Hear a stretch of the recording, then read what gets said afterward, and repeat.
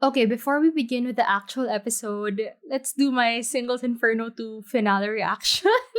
I did not plan on recording it, right now, but yeah, we're here. Okay, so first of all, gotta commend the writers, the editors for just the storytelling in this show, the twists they brought in, the way you only slightly feel how they're forcing some people to talk and earn their screen time.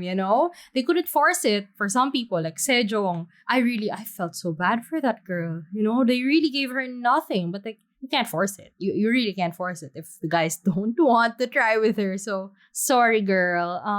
Minsu is the worst side character.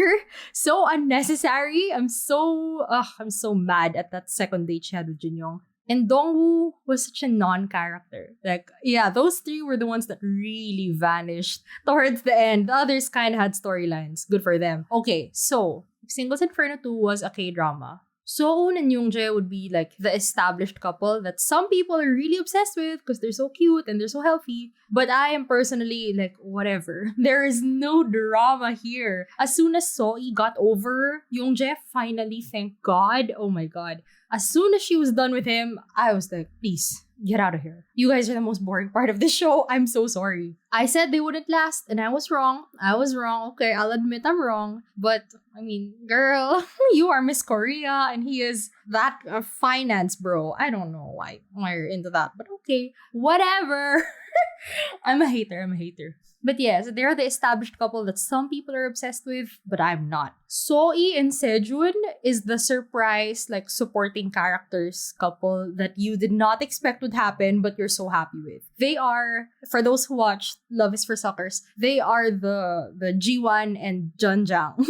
That's them. It's like, oh, this is happening? They're really doing it? And then they end up stealing the show. Go Sejun, Soi. I love them. Yes. Go Soi. You earned this. You earned this, girlie. And I love that she chose Hanbin in her second paradise date. Because like, why make things awkward, right? By bringing Youngjae there just for closure? Like, why, girl? You could just talk to him normally if you still want closure. And it would also be weird to bring Sejun along because, she's not really into him yet. She's just recovering from the heartbreak of falling for a guy after 6 days on an island.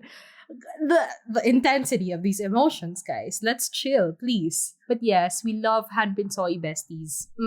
What else? Hanbin not being chosen by anyone is truly a mystery to me. I cannot believe my Hanbin Nadine crack ship did not happen. I'm so disappointed, writers. You could have made this happen for me. But fine. Okay, whatever. Nadine girlie was the best, like, friend of the girls, though. She was so nice. I loved seeing all her friendships with the girls. I loved all the friendships, honestly. They felt really nice friendships by the end of it. But of course, the main event was, yes, the love square. Was it a square at this point? It was just a very convoluted polygon.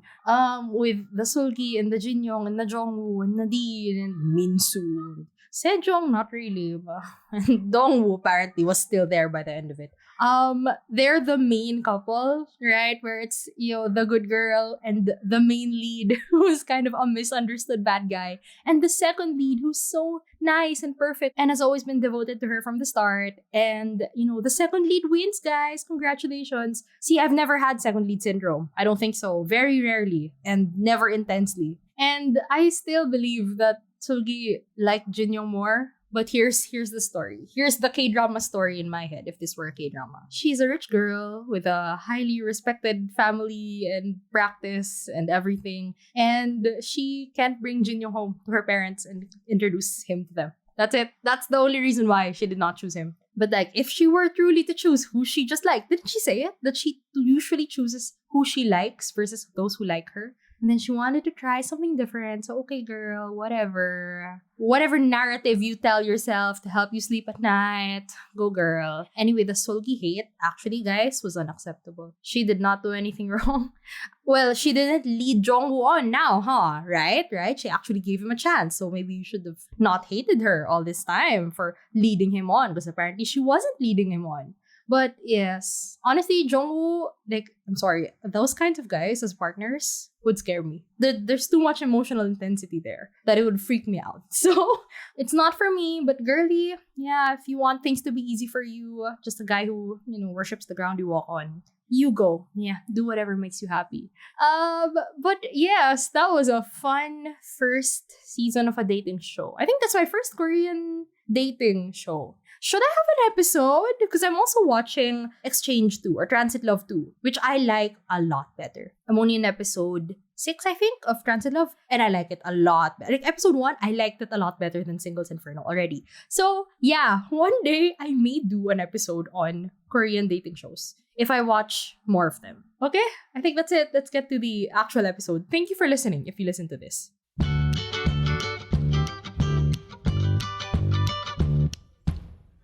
Good morning, good evening, and good day. You're listening to Drama Buds, an anime podcast.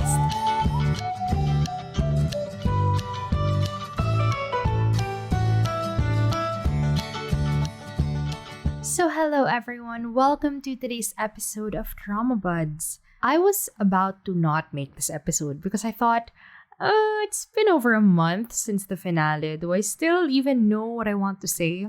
But then as I was writing my outline as usual, I thought, my God, am I gonna miss out on an opportunity to talk about this show that I loved? So yes, today we are talking about Under the Queen's Umbrella.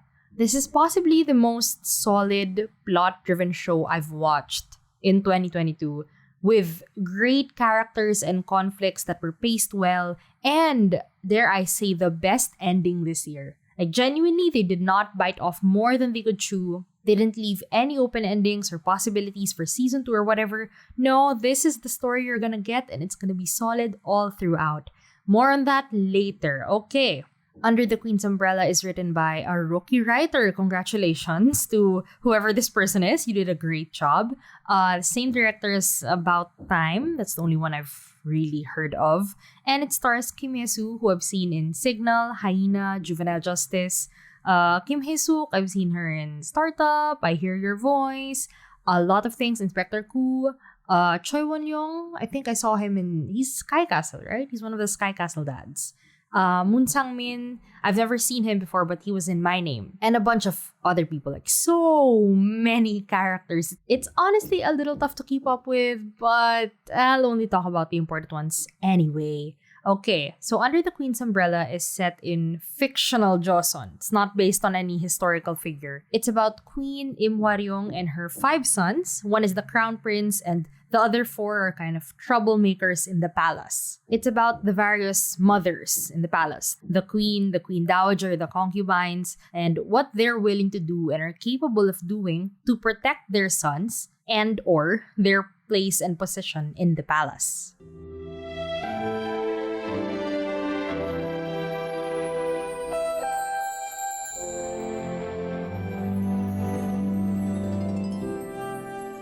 Okay, moving on to the plot and characters. First, we have Queen Im Hwa-ryong, played by Kim Hye-soo. She was chosen to be the queen long, long ago, even if she didn't have a strong political family. She started out as, typical sophisticated, calm queen, as she's supposed to be, but she gave up on protocol and propriety because her sons grew up to be such troublemakers in the palace. Constantly skipping out classes or vanishing out of nowhere, coming in late, going up on roofs to try kites if they'll fly or not. I don't know, they're just all over the place. Except for the Crown Prince, who is really just perfect in every way. Although you can tell that the Crown Prince is her favorite because he's the least of her headaches. She does love her sons just as much. It's not the kind of story where she mistreats her other sons because they suck compared to this one child. No. She's loving to all of them, but just a little more harsh to the troublemakers. The most important character trait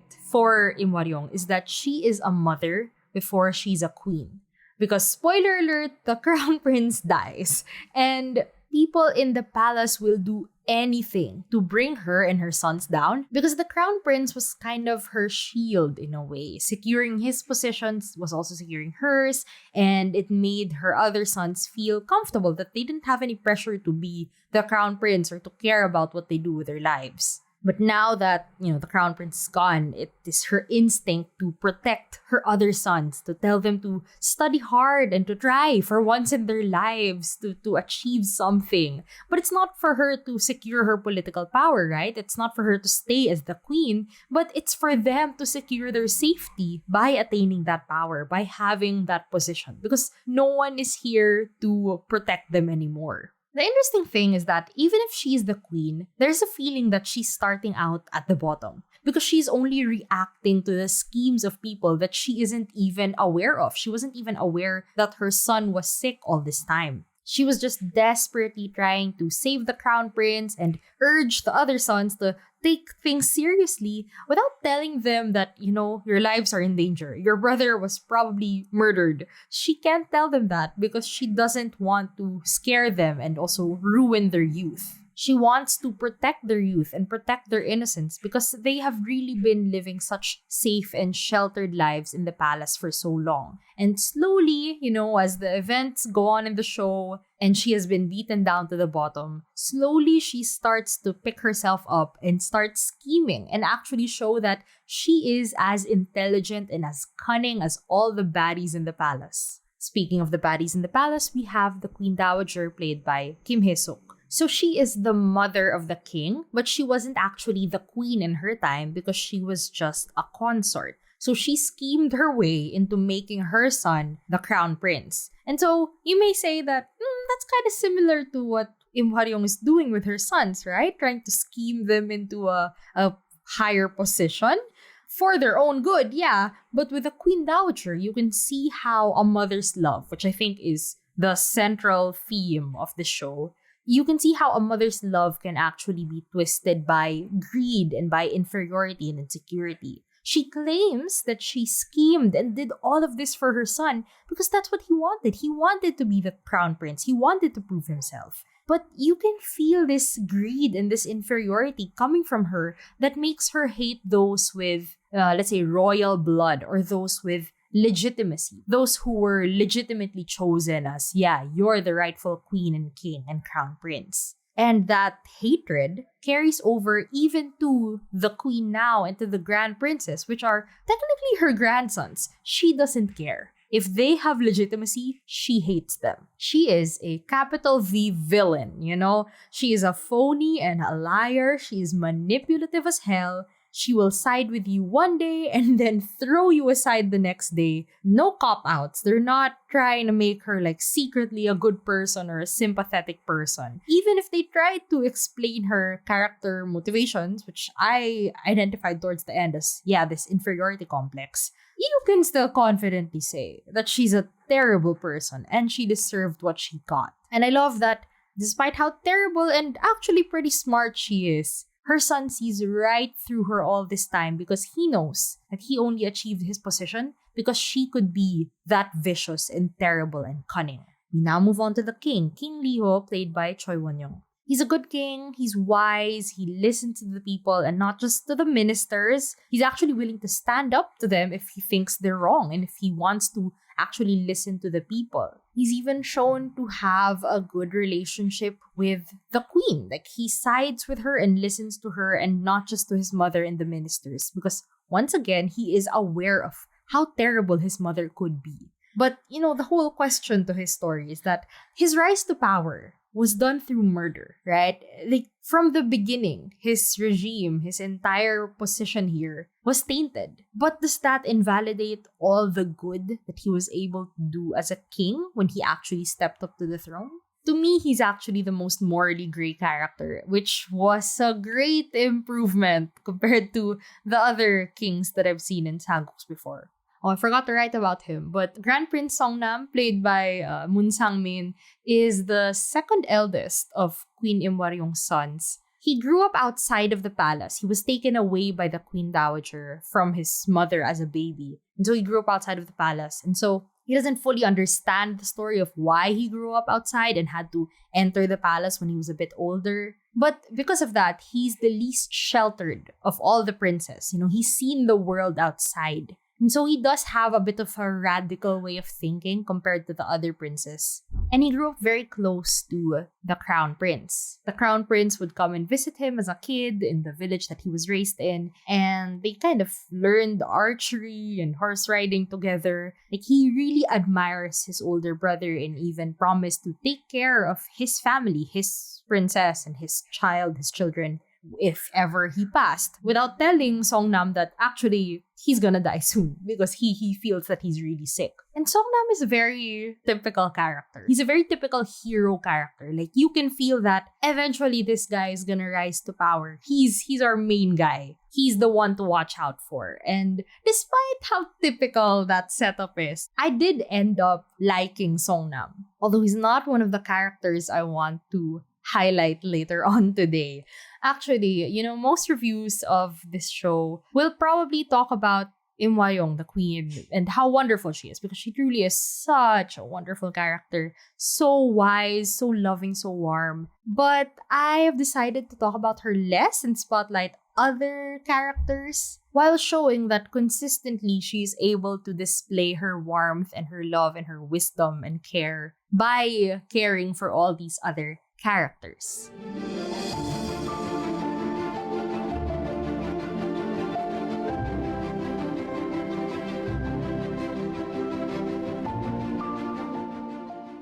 So famously, I am not the biggest fan of saguks or historical dramas, set in the palace or in the Joseon era, whatever. I'm really not, right? I've watched only 4 saguks in my 3 years of Kdramas, which, if I remember correctly, Kingdom, Moon Lovers, Scarlet Heart Ryo, Mr. Sunshine, The Red Sleeve, and My Country, The New Age. Artful Chronicles, sure, technically it is a historical drama, but it's not a saguk the way we imagine saguks with the costumes and the palace and everything. I don't know why so few have caught my attention, but among these, only The Red Sleeve is heavily based on history. Moon Lovers and My Country, The New Age, they feature some historical figures, but they are very heavily fictionalized.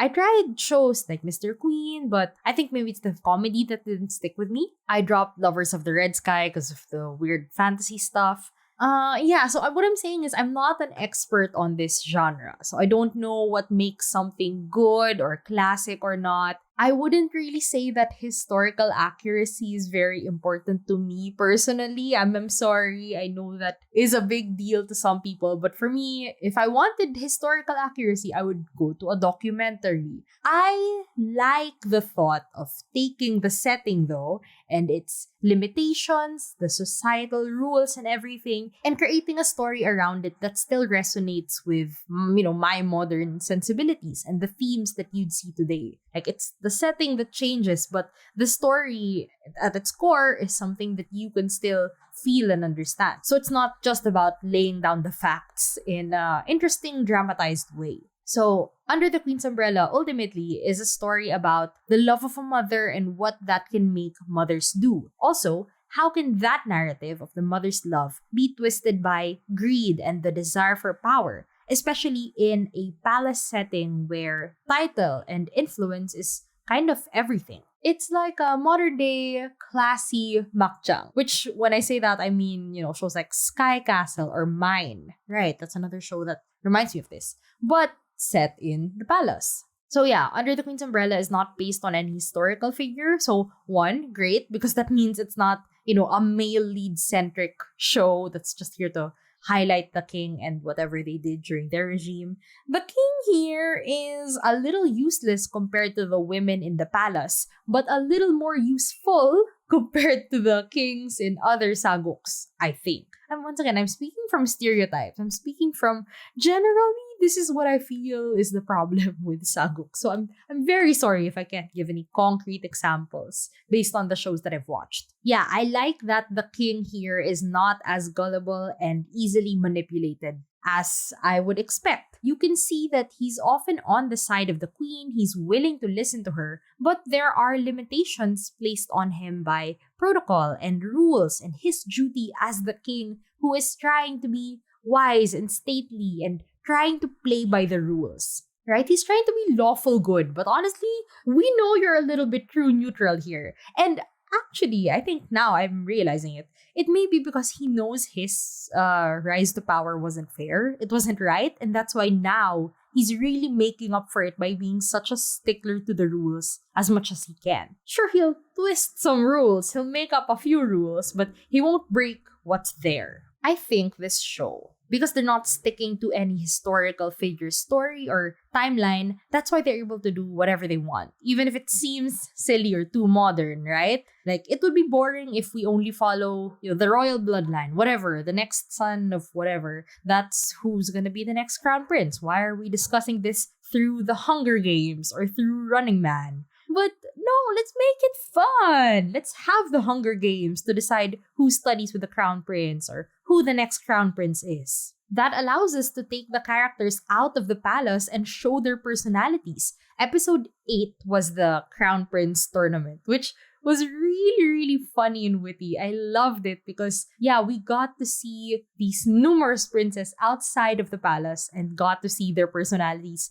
when they're not so sheltered and protected by their mothers all the time. Also, this show, they tried to discuss issues like the pandemic and quarantine in their debates, pretending that it's a local issue with one of their villages. And it showcased, how the princes think and how they would rule with a situation that's familiar to us. Like, you think, oh yeah, if we, made this such a small scale issue, how would we respond to this? Which I thought was cute. I know others found it a little cringe. The tongue-in-cheekness wasn't cute. But I did, because I like being able to connect to what they're talking about instead of just these abstract issues like rice shortage or whatever. I don't know. I can't think of anything. Another thing that makes this drama so easy to watch is the pacing, which I think is one of the strengths of the show. The events are constantly moving, but not in a crazy makjang way where we start in point A at the start of the episode and then by the end of it, we're in point F. No. It just keeps moving steadily. Every time I think, okay, this is gonna be the main event of the show. This is where we're gonna slow down for 5 episodes. It's gonna take forever. It's gonna drag.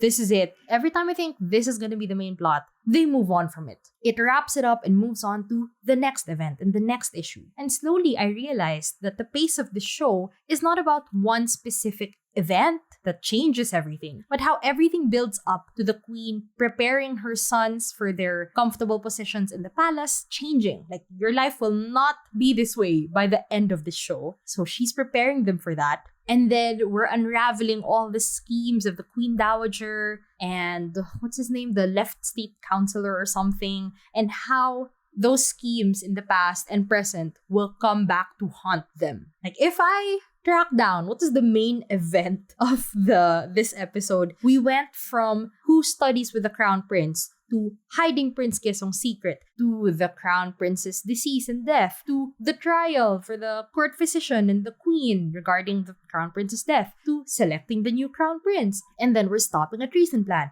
And then we're selecting the new Crown Princess. And then we're finally finding out the truth behind the old Crown Prince's death to lead to the previous Crown Prince's death. And then we're wrapping everyone's stories up. I'm sorry for spoiling the entire show to you, but you know what you signed up for. That's how fast this show moves. They spend like an episode or 2 episodes, 3 episodes max on one main plot event. But things are slowly building up to the next one. So as soon as they wrap this up, we have a new problem to deal with. And then we even have these side stories that somehow tie up to the main story, or if not, just really highlight either this character or even the queen and how her interactions with them are so life-changing and how she's just such a great, warm, loving character. Everything has a purpose and I love it.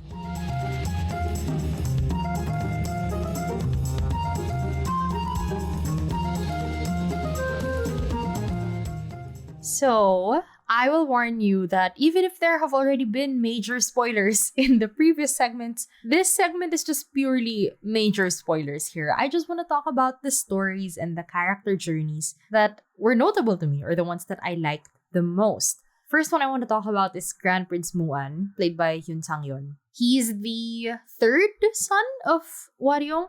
He's in love with this hostess living outside the palace. Like, he'd go out and sleep with her or something, okay? He is a lover boy. He doesn't care about power or becoming the crown prince. His only dream is to get married and to start a family, okay? Even if the queen has forbidden him from meeting Chowol, the hostess, and has told her to stay away from him as well, he uses the crown prince contest as an excuse to get out of the palace and to meet her again. And he gets her pregnant. Oh, boys! My God! You are part of the statistic. Anyway, so he gets her pregnant, but he doesn't know about it. One day, she just shows up in front of the queen and leaves the baby with her because she knows that the child will be better taken care of in the palace. The queen gives Muan the child, like, yep, this is yours. And he says, okay, I'll take care of her on my own, his daughter, especially because this has to be kept a secret. So yeah, he, struggles to get her to sleep. He's exhausted. And slowly it dawns on him that he has no idea what he's doing. He has no idea how to raise a child. And instead of giving up and admitting that, yeah, I can't do this, I can't take care of this child, he asks his mother for advice because he really is committed to making up for this mess that he caused and making sure that this child has a father, even if, her mother can't be here. This whole situation, which was near the end of the show, really highlighted his character so well. Because yes, he was young and irresponsible, but, he's always said that this is what he wanted, right? And he was putting his money where his mouth was. And it also highlighted the queen's parenting style. She wasn't going to coddle her sons forever. She's not going to fix all of their problems for them. She's going to make them face the consequences of their actions. But she recognized that Muan really did love Chowol, and Chowol was making the best decision for her child. It was a difficult decision. Like, the queen herself knows what it feels like to be separated from your newborn child. Okay, she has felt that pain. She knows that Chowol is suffering right now. So, she was going to teach Muan a lesson because he needed to learn his lesson. He caused this mess. He was irresponsible. She told him not to have a relationship with Chowol, but he kept doing it. Okay, put your money where your mouth is. But she was still going to help him and guide him through it because she also recognized that that is a precious child who deserves love, who deserves to be taken care of. And it's great that her son was actually responsible enough at that moment to take responsibility for his mistakes. Next character I want to highlight is Prince Shimso, played by Moon Sung-yeon. He's the son of one of the more senior consorts. And in the Crown Prince contest, he was one of the weaker ones, okay? He was so sheltered. He has no physical strength and no intelligence, no cunning, no street smarts or anything, no wits. He is not meant to be the Crown Prince at all. But his mother, of course, has some ambition. She would like what's best for him. She kept forcing him to continue on with the competition because this is probably his only chance to ever rise up from his position as just a concubine's son. Once again, if we are looking at this from the mother's love perspective, she is harsh on him because a higher position would be better for him. He's really stuck where he is if he doesn't win this competition, even if it's beyond his limits, and even if it's at the cost of his life and his happiness. And when he finally gives up, his mother just shuns him and says she's ashamed to have even given birth to him. And because of that, because of those harsh words, because of the physical toll that this competition had on him, he tried to end his life. And it is the queen who finds him first and saves him and talks to him to comfort him. She tells him, he's not a failure for quitting. He just chose not to continue competing because he doesn't want it in the first place. It's not his battle to win because he doesn't want it. And this didn't come from a place of malice, right? This didn't come from a place of, she's trying to eliminate the competition of her sons. No, this comes from the place of a mother who has already lost a son and doesn't want anyone to experience the same thing, especially if it's a situation that can be avoided. She even tells his mother, the consort, she tells her to not be too harsh on him and herself also because she knows how much the concubine loves her son. And she tells Prince Shimso that his mother was so proud of him as a child, and that's why she kept wanting better for him. She kept pushing him to do better. And in the end, the queen helped the mother and son heal their relationship. And the consort was able to accept her son's decisions and his limitations as well. So I rewatched that just to get the lines right. I cried again because it was so sweet.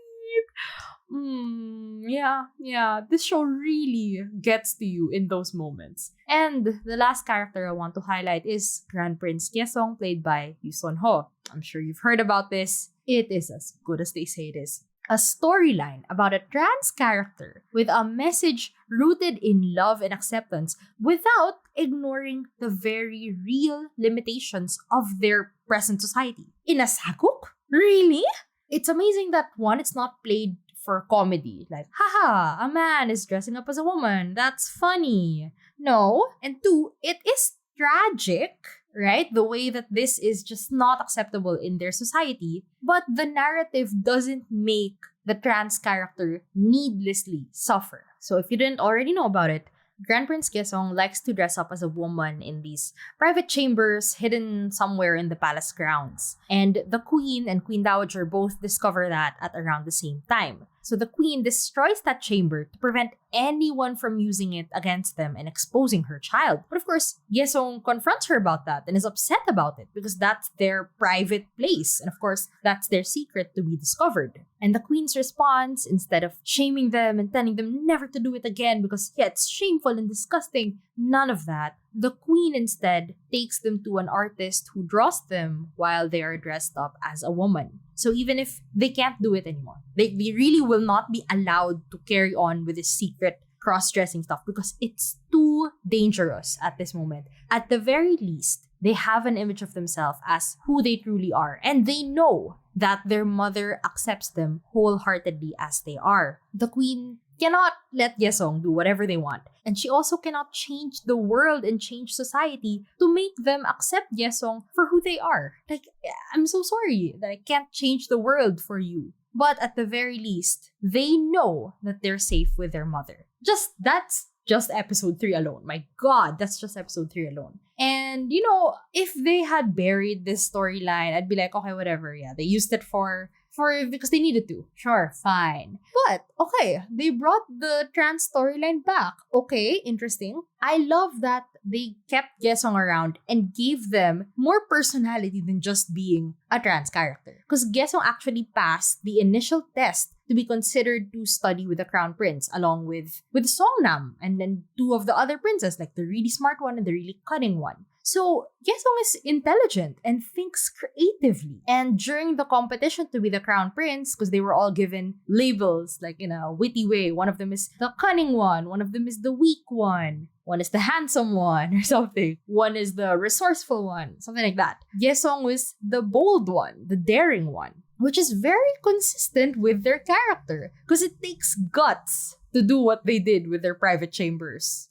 and collecting all those clothes and makeup and everything. It takes guts to walk around in the palace, not even caring if anyone's following them. Like, that's not smart, but it's bold, it's consistent. And aside from that, during the competition, someone tried to kill them and then frame it as they killed themselves. But luckily, they were saved in time. The first concern of Kyesong when they woke up was not, oh my God, was my secret revealed? Or, oh my God, I need to win the competition. No, their first concern was, I discovered a treason plot. What do we do? What can we do? How can we stop this? So, see, they're actually given more character traits than just the easily identifiable label. I love it. I love Kyesong's character and the writing behind them. Kyesong's story is where we truly learn what the title means, under the queen's umbrella. It is referring to how the queen protects her children by keeping them under her umbrella, literally, and also figuratively, through her protection. And how by doing so, she's raising them right so that they can stand on their own and one day come to protect her as well.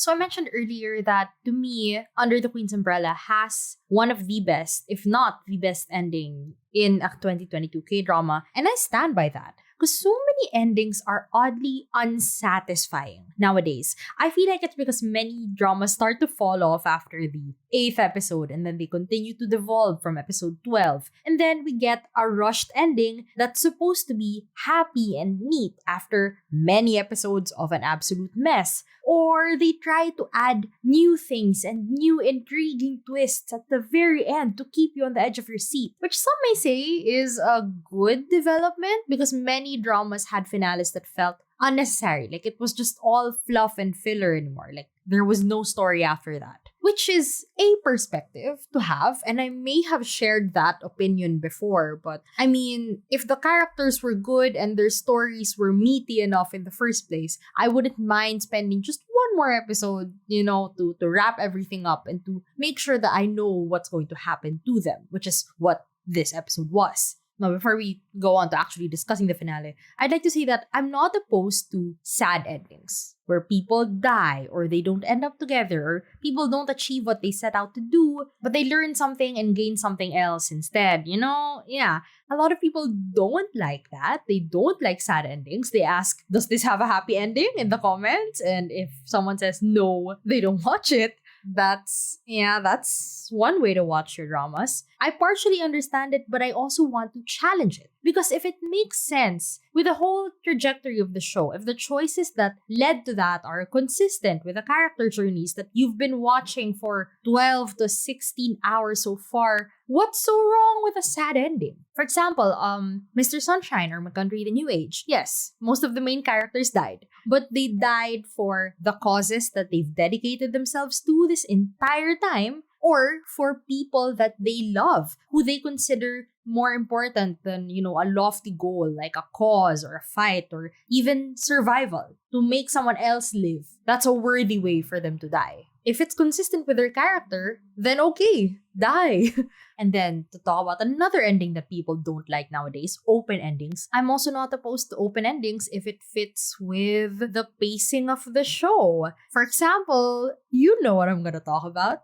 I'm going to talk about My Liberation Notes. Come on. The show painstakingly stuck to this very slow pace of real life where big events don't usually happen. But it's these little events that lead them to change the way they think and help them decide, okay, right now, this is what I want to do. This is what I'm going to commit to. These are the people in my life. These are the ones I want to keep and protect.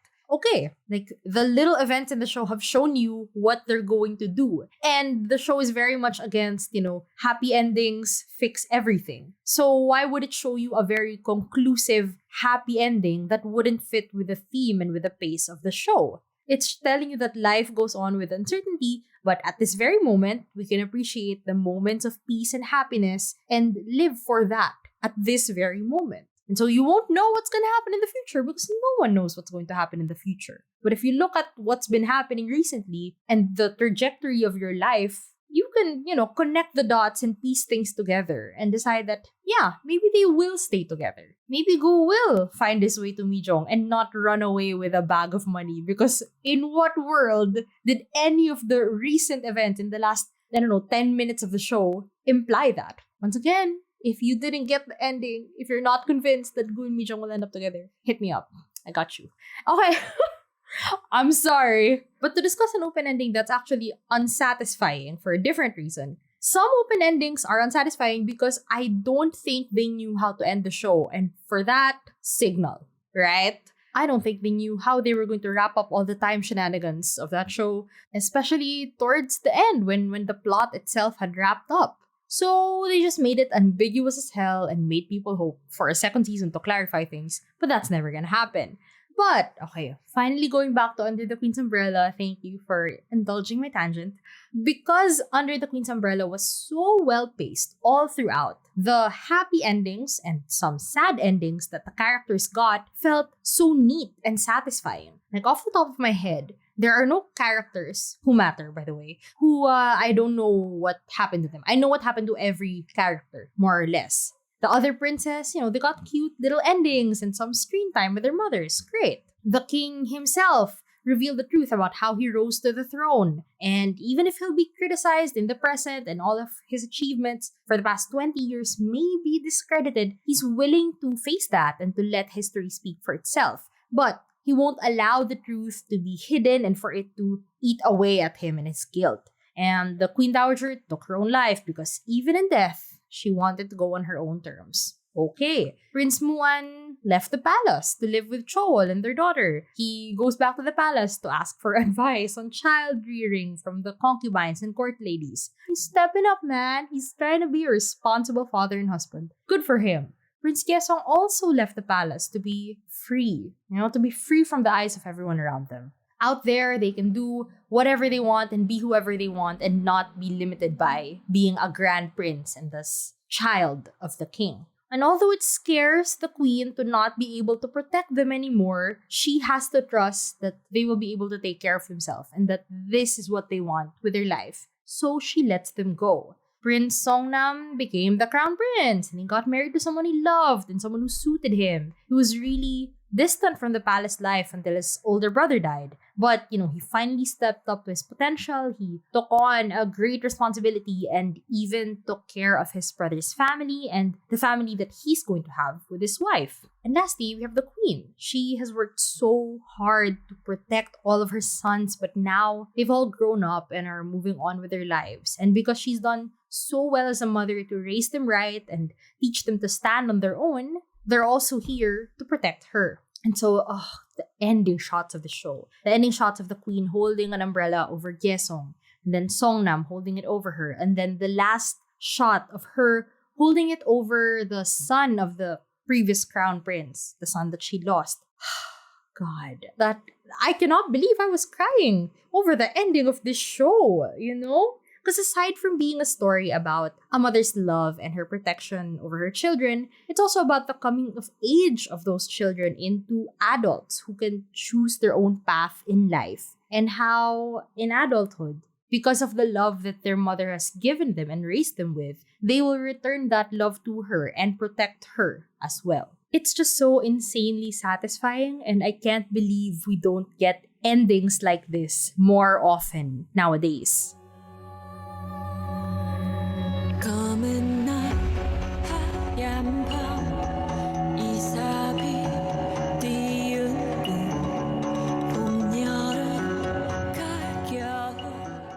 So that's it for me today. I guess, what minor things can I nitpick, so that it's not all positive?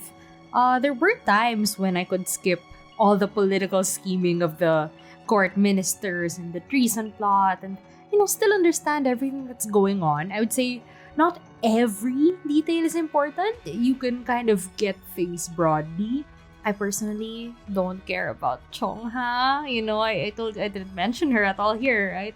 So yeah, I didn't care about Chongha's story. It's like, okay, girl, good for you. They didn't have much chemistry either. Sorry to those who really like that couple, but I wasn't here for the romance anyway. At some point, the show really did just become a series of conversations between people in the palace, like sitting down across each other in one room, and then in another room, and then in another room. So it's good that this cast is just filled with powerhouse actors. So you could feel the tension and how intense things are supposed to be, even if they're just talking to each other.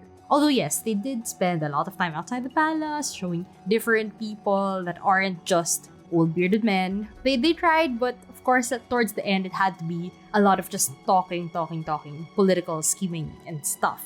I said a lot about the plot already. I've spoiled so much, but there are even more insane plot twists that I have not mentioned because I want you to experience it for yourself. If you know, you know. Trust me though, this show does not go full makjang and it retains so much heart all throughout. And that's why I said the ending is one of the best. I really, really loved it.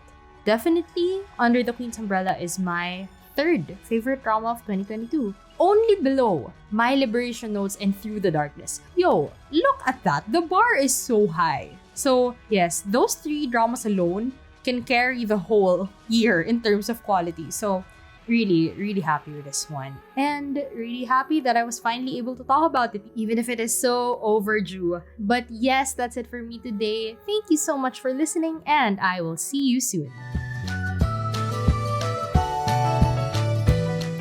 Thanks for tuning in. Feel free to leave a comment, like, subscribe, follow, and tell me what you thought about today's episode. See you soon!